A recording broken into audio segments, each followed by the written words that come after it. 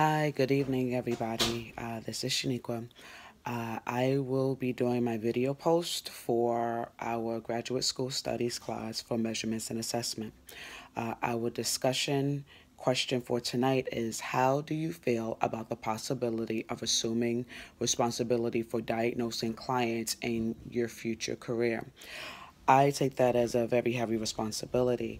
It's not something that should be taken lightly, nor should it be looked at as a one size fit all solution. I think each person is different.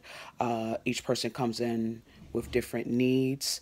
And with that, I believe that uh, even though you may have two people that are the same, that doesn't mean that the method that you use for them or the treatment tools that you use for them should be the same. It should be tailored to the specific person. So I have to say that I'm a little nervous and I'm a little scared about that, only because I want to ensure that I'm doing the best, not by my standards, but by the client's standards and measures, so that they can receive holistic well being.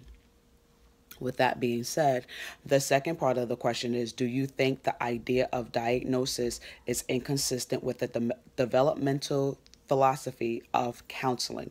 Why or why not? I personally think that it is not inconsistent. I believe part of counseling, you have to know the individual's needs. If you don't know the individual's needs, then how can you properly make a diagnosis?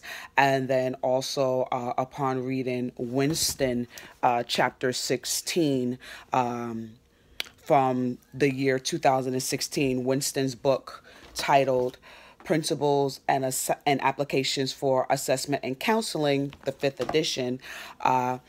Winston, he quotes 1996, advocates that practitioners provide accountability information by adapting the methodologies and measures developed in research of counseling outcomes. Outcome researchers conduct studies that indicate the degree to which counseling is effective. End quote. And that was from page 333.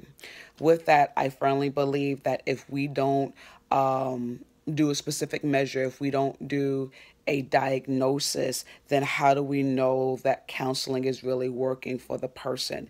Yes, we can ask the person whether they believe counseling is working for them or not. However, I think upon a self-report, there also has to be other documentation that is needed in order to ensure the well-being of a client. I believe that if we do not do that, then we as clinicians do a disservice to the people that we serve. So I wholeheartedly agree with Winston as he quoted himself from 1996. The other reason why I say that it is not inconsistent is because of the fact that we have to be able to determine where we're getting the treatment plans and the treatment options from. It's not something that can be pulled out of thin air, but it's something that has to be done that can be tangible. And if it's not tangible, if we can't base it off of anything else, then I think it becomes a bigger problem. So with that being said, those are my reasons for why I believe the idea of diagnosis is not inconsistent with the developmental philosophy of counseling, as well as my thoughts about assuming the responsibility of being able to diagnose clients in my future career. Thank you so much, class, for listening. Have a great evening. Good night.